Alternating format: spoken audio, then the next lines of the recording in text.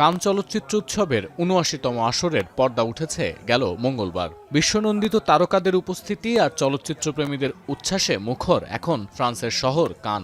অভিনয়শিল্পী, প্রযোজক সহ নানা তারকার মেলা এখন শহরটিতে। রেড কার্পেটে তারকাদের সাজসজ্জা নজর কাটছে ভক্ত অনুরাগীদের।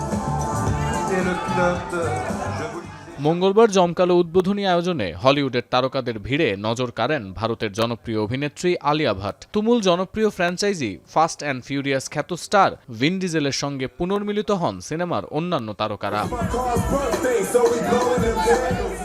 প্রতি বছরের মতো এবারও প্রতিযোগিতা বিভাগ, বিশেষ প্রদর্শনী এবং বিভিন্ন পার্শ্ব আয়োজনে অংশ নিচ্ছেন বিশ্বের নামী নির্মাতা ও অভিনয় শিল্পীরা। এসব ছাড়াও কানের অন্যতম আকর্ষণ তারকাদের সাজসজ্জা, যেখানে এবারও সবকিছুকে ছাপিয়ে আলোচনায় তাদের অলংকার। গহনা ও ঘড়ি নির্মাতা সুইস প্রতিষ্ঠান শোপার্ডের শিল্প নির্দেশক জানান, কান উৎসবে তার প্রতিষ্ঠান ৭৯টি দামি গয়নার নতুন সংগ্রহ নিয়ে এসেছে। উৎসবের বয়সের সাথে মিলিয়ে প্রতি বছর একটি করে নতুন গয়না এই সংগ্রহে যোগ করা হয়। তবে এবারের সংগ্রহের মূল বিষয় হচ্ছে প্রকৃতির বিস্ময়। আর এবারের আসরে গয়না ট্রেন, রঙিন পাথর ও হীরা বসানো অলংকার।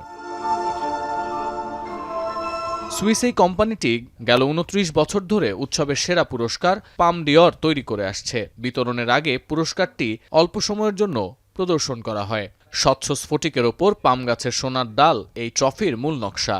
এতে ১৯টি সোনার পাতা এবং হার্ট আকৃতির একটি কাণ্ড আছে। প্রতিযোগিতায় এবার অংশ নিচ্ছে ২২টি চলচ্চিত্র, যেখানে প্রতিষ্ঠিত নির্মাতা ও নতুন প্রজন্মের চলচ্চিত্রকারদের কাজের মিশ্রণ দেখা যাচ্ছে। উৎসবের অন্যতম আকর্ষণ হিসেবে থাকছে বৈশ্বিক যৌথ প্রযোজনা এবং গল্পভিত্তিক সিনেমা।